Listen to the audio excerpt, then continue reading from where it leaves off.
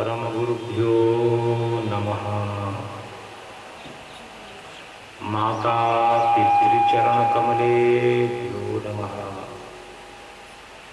इष्टदेवताभ्यो नमः। नमः परमहंसास्वादितचरणकमलचिन्मकरन्दाय भक्तजनमानसनिवासाय श्रीरामचन्द्राय श्रीमते हनुमते नमः। वन्दे विदेहतनया पदपुण्डरीकम् कैशोरसौरभ समाहृतयोगीचित्तम् हन्तुं त्रितापमनिशं मुनिहंससेव्यं सन्मानसारि परिपीतपरागपुञ्जम् दूर्वादलद्युतितं तरुणाब्जनेत्रं हेमाम्बरं वरविभूषणभूषिताङ्गं कन्दर्पकोटिकमनीय किशोरमूर्तिं पूर्तिं मनोरथभुवां भज जानकीशम्। कृष्णाय वासुदेवाय हरये परमात्मने प्रणतक्लेशनाशाय गोविन्दाय नमो नमः।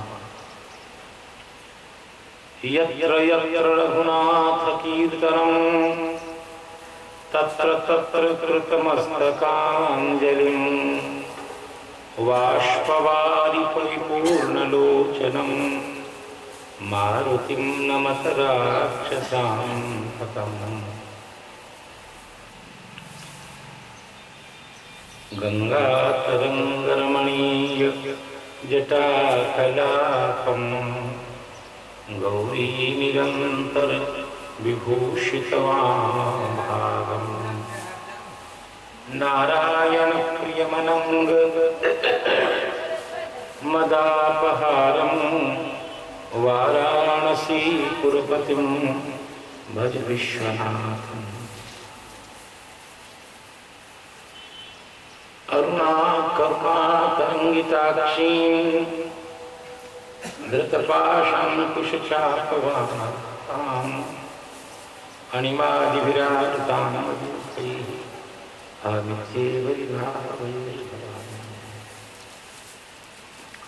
प्रह्लादनारदपराशरपुण्डरीक व्यासाम्बरीश शुकशौनकभीष्मदानव्यान् रुक्माङ्गदर्जन वसिष्ठ विभीषणादीन् पुण्यानिमान् परम भागवतान्।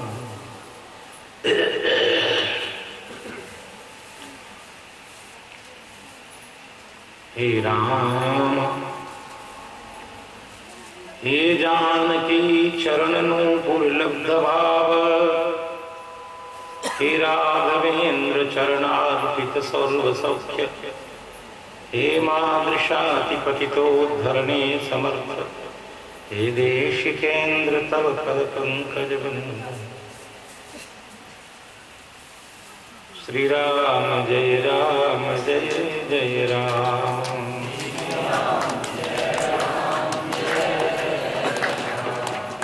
श्रीराम जय जय राम।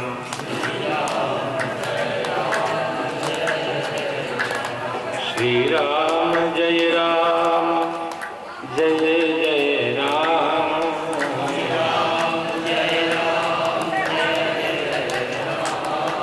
सीताराम जय सीताराम।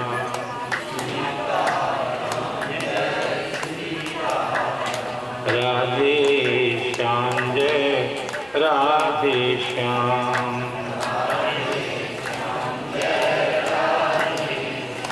सीताराम जय सीताराम।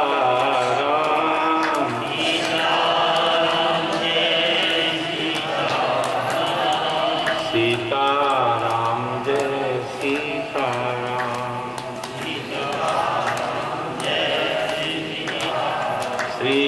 सीता रामचंद्र भगवान की।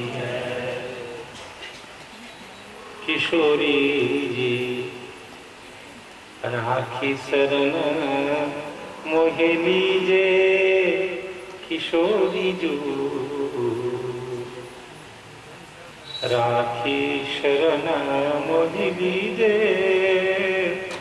नातो ने है धाम मिथिला को, अपनो पद रति दीजे सियाजू। राखी शरण मोहि लीजे सियाजू सियाजू।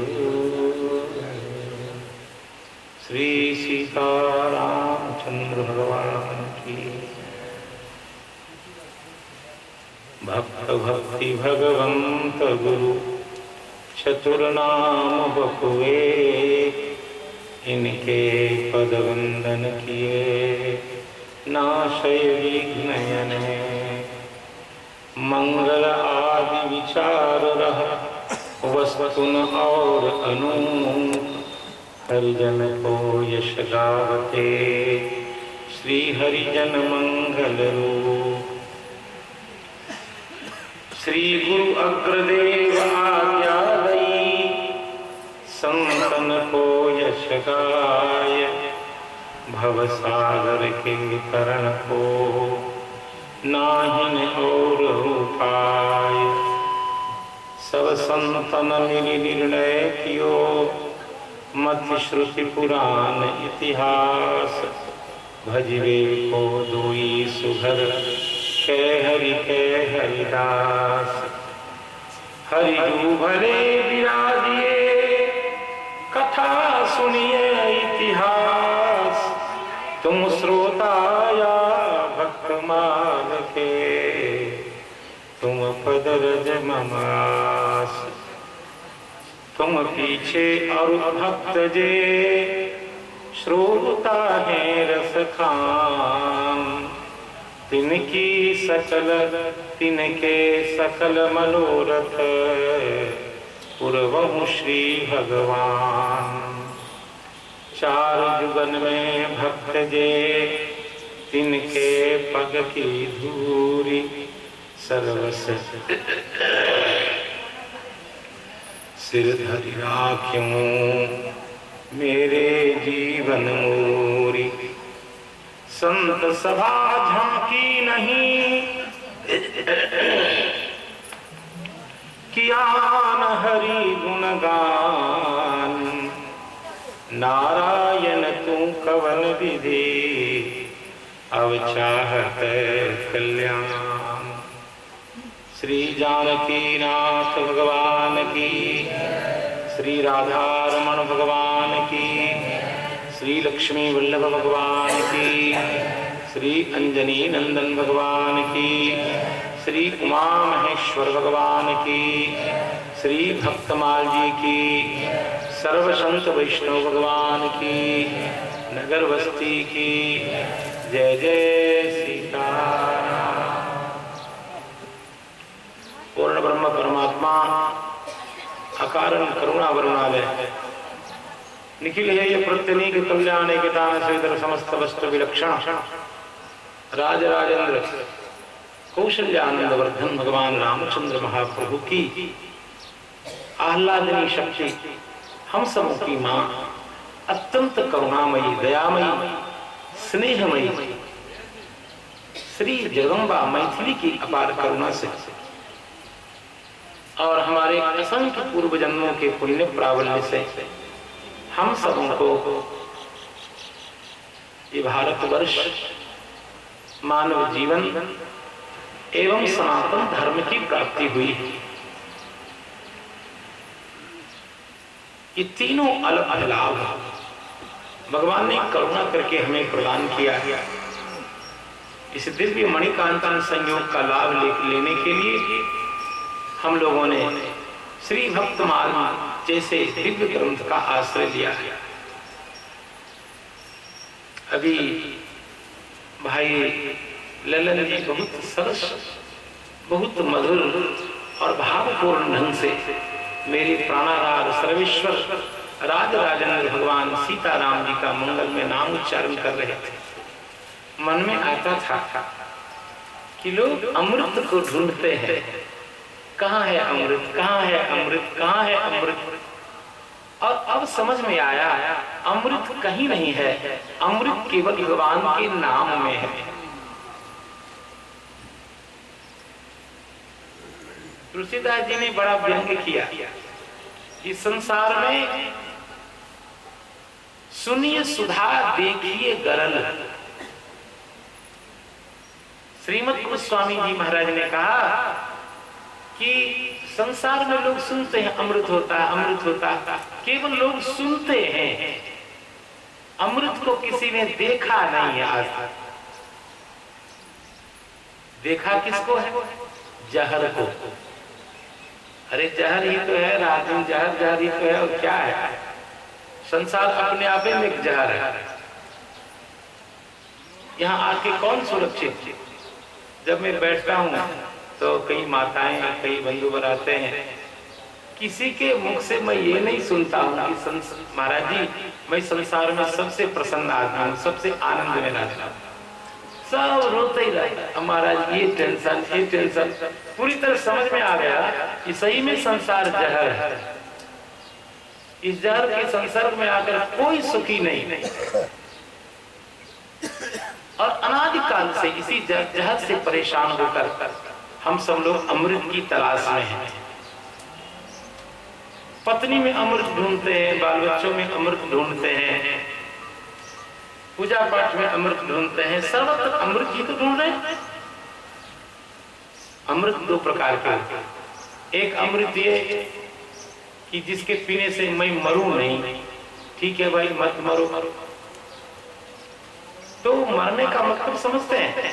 एक तो है कि मेरा शरीर बचा रहे, ये भाव। और एक है कि सदा सदा के लिए मेरी आत्मा भगवान को प्राप्त कर ले, जीवात्मा परमात्मा से ऐक्य प्राप्त हो जाए। ये भी एक अमृतत्व की प्राप्ति है। यदि शरीर के बचने का नाम ही अमर होना है, ये तो बड़ी मूर्खता की बात है। अभी आपको कोई देवता वरदान दे दें कि आप अमर हो जाओ, आप मरोगे नहीं, तो ये वरदान आपके लिए श्राप हो जाएगा। क्योंकि शरीर तो आपका मरेगा नहीं, लेकिन रोग से आपको कौन बचाएगा, दुख से कौन बचाएगा। और फिर एक दिन ऐसा आएगा कि भगवान से कहेंगे हे ठाकुर जी ले चलिए। तो ये शरीर रहे या न रहे ये महत्वपूर्ण नहीं है। शरीर के नहीं मरने का नाम अमर होना नहीं है। लोग प्राय यही समझते हैं, ये राक्षसी दृष्टि है। राक्षस लोग भगवान से वरदान मांगते हैं कि मुझे कोई मारे नहीं, ये शरीर मेरा बचा रहे। ये बहुत मूर्खता की बात है, यही राक्षसी दृष्टि है। अमरत्व का मतलब है यह जो प्रतिकूलता में संसार है, इस संसार से सदा सदा के लिए मुक्ति मिल जाए। पुनरपि जननम पुनरपि मरणम, यह जो संसार का प्रवाह है, कर्म प्रवाह है, सुख दुख का प्रवाह है, इस सकल प्रवाह से उपरत होकर भगवान सीताराम जी के चरण कमल की नित्य प्राप्ति करूं, ताकि पुनः संसार में आना ही न पड़े, सदा सर्वदा आनंद रूप परमात्मा में विलय को प्राप्त कर लूं। ये सही अमरत्व है। शरीर के रहने का नाम और नहीं मरने का नाम अमरत्व सही नहीं है, वो अमृत नहीं। हम लोग उस अमृत की प्राप्ति की दिशा में।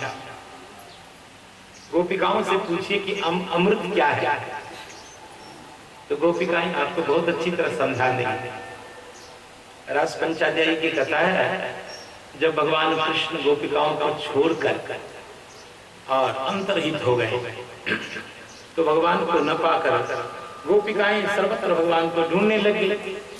ठीक वैसे ही जैसे हथिनियों के मध्य से गजराज गायब हो जाए तो कामातुर हथिनियां जैसे गजराज के लिए व्याकुल होती हैं, ठीक वैसे गोपिकाएं व्याकुल हो गई। और उस समय गोपिकाओं ने अनेक प्रकार से भगवान को ढूंढा। पहले तो भगवान की लीला की, पृथ्वी माता को, तुलसी जी को, आकाश पाताल सबसे पूछती हैं। जो सामने आ जाता है उसी से भगवान का पता पूछती हैं।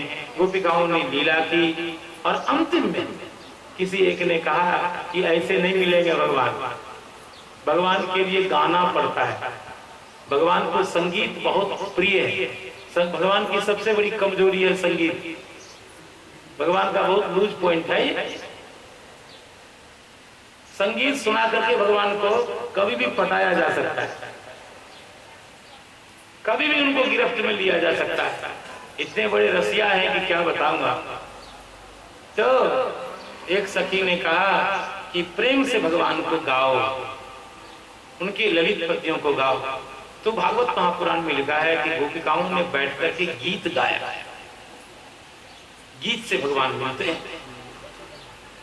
तो 19 श्लोकों में जो गीत गोपिकाओं ने गाया, उस गीत का नाम है गोपी गीत। आज भी जो संस्कृत के जानकार हैं या जो वैष्णव हैं, कृष्ण भक्त हैं, वो उनके कंठ का आभूषण बना हुआ है वो गोपिका गीत।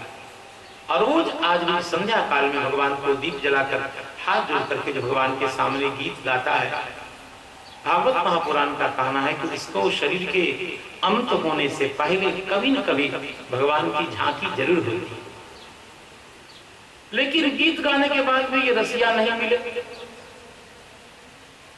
तो एक ने कहा कि ऐसे गाने से नहीं होगा। राग रागिनी तो ठीक है, लेकिन राग के बाद एक पदार्थ है जिसका नाम है अनुराग। अनुराग के साथ गाओ। अनुराग कैसे प्रमाणित होगा?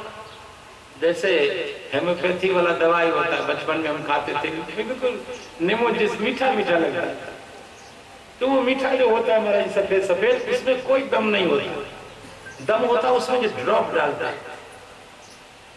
वो जो ड्रॉप है, जो लिक्विड डालते हैं, उसी के कारण फिर उसमें रोग निरोधक या रोग मिटाने की क्षमता आती है। तो भैया खूब बढ़िया से सब कुछ कर लीजिए, पूजा पाठ, एक बूंद ड्रॉप डाल दीजिए, आंख से जो आंसू टपक जाएगा तो दवाई में करंट आ जाएगा।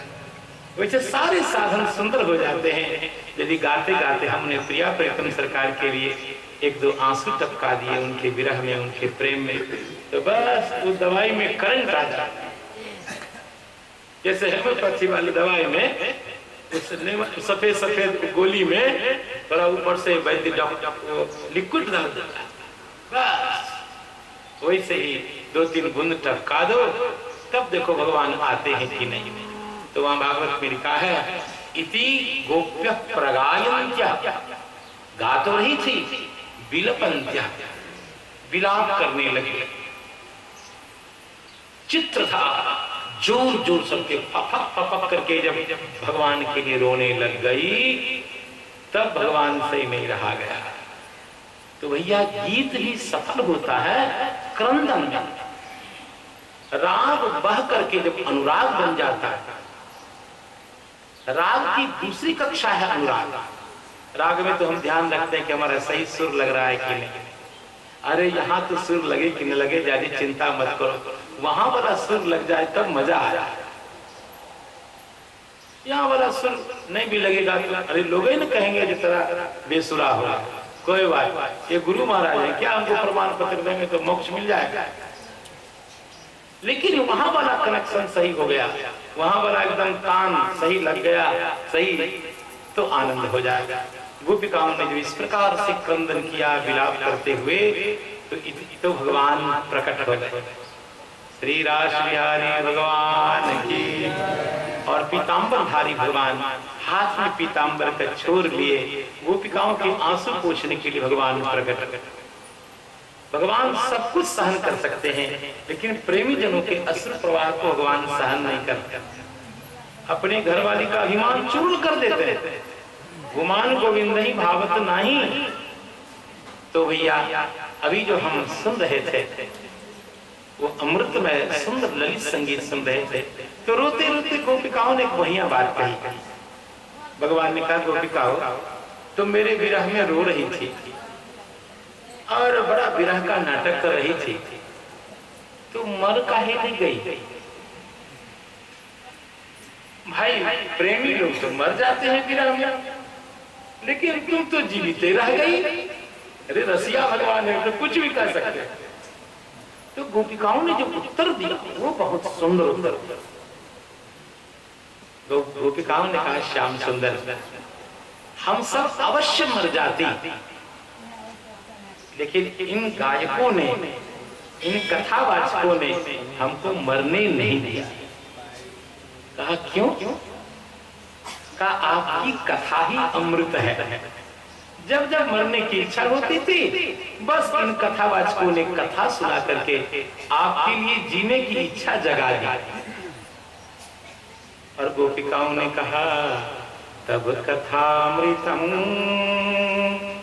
तप्त जीवनम कविभिरीडितम कल्मषापहम्। आपकी कथा ही अमृत है, संसार में और कोई अमृत नहीं। एक सखी ने कहा झूठ, इनकी कथा अमृत नहीं है, इनकी कथा मृत्यु है। कहा क्यों?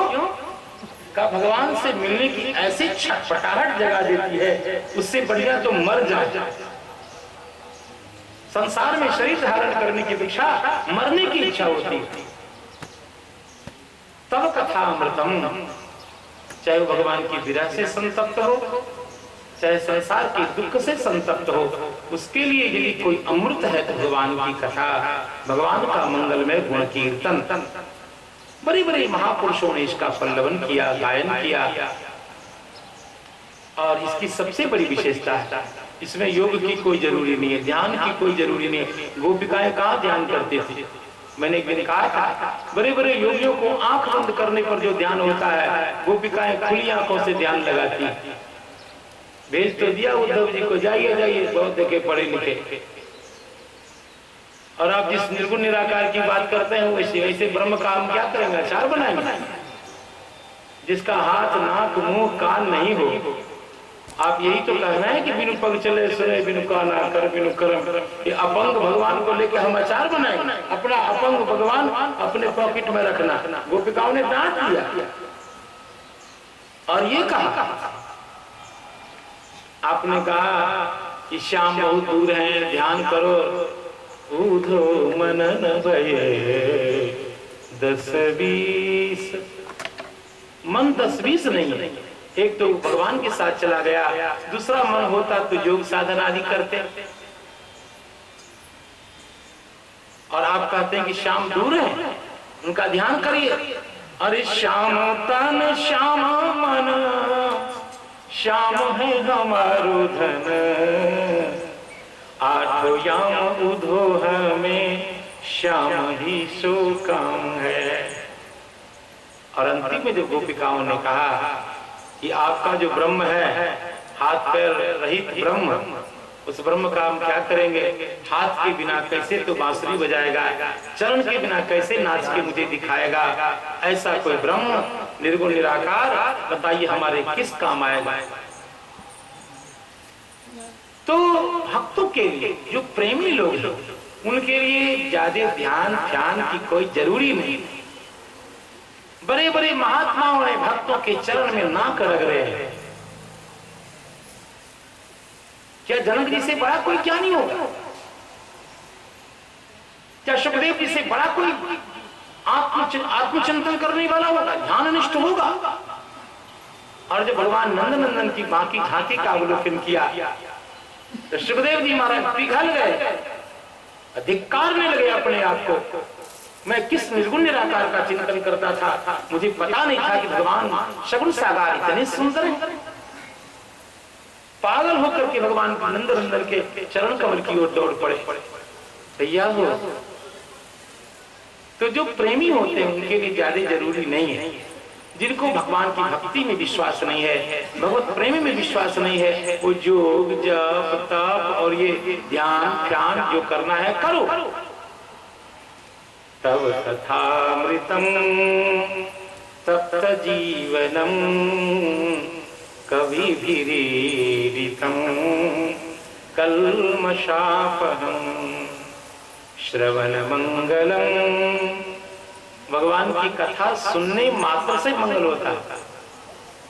एक बात मैं बता दूं आपको, आजकल जो पढ़े लिखे लोग हैं, BA MA वाले, ये क्या कहते हैं, अब जानते जो कथा सुन के आप जब जाएंगे तो उनके साथ कहीं वार्ता होगी तो कहेंगे कथा सुनने से क्या होगा, जीवन में तो आप कुछ उतारे ही नहीं, खाली सुनने से क्या होगा। ऐसा जो बोलता है वो महामूर्ख है। जीवन में उतारे ये तो बहुत अच्छी बात है, यदि जीवन में नहीं भी उतारे तो भी कथा सुननी चाहिए। मैं तो कहता हूं कि निरंतर कथा सुनो, जीवन में उतरे न उतरे कोई टेंशन की बात नहीं, कथा सुनने मात्र से कल्याण हो जाता है। ये मैं नहीं कह रहा हूं, श्रीधर स्वामी की व्याख्या, श्रवण मंगलम की व्याख्या करते श्रीधर स्वामी ने लिखा, श्रवण मात्रेण मंगलम, कोई अनुसंधान नहीं, कोई आलोचन नहीं, कोई जीवन में उतारना नहीं, निरंतर भगवान की कथा सुनो, ये कथा आपका कल्याण कर देगी। जीवन में उतरे बहुत अच्छी बात है, नहीं उतरे उससे भी अच्छी बात। हमको कहाँ जीवन में उतरी, लेकिन हमको तो कथा की कृपा से बम बम बम करते हैं। दीपक जलाना हमारा काम है, अंधकार दूर करना हमारा काम नहीं है। कथा सुनना आपका काम है, जीवन में उतारना नहीं उतारना ये कथा का काम है। आप केवल निरंतर कथा सुनो, एक कथा कभी न कभी आपके हृदय में ऐसा भाव जगा देगी, समय आएगा जीवन में भी उतर जाएगा। दीपक जलाइए, बस दीपक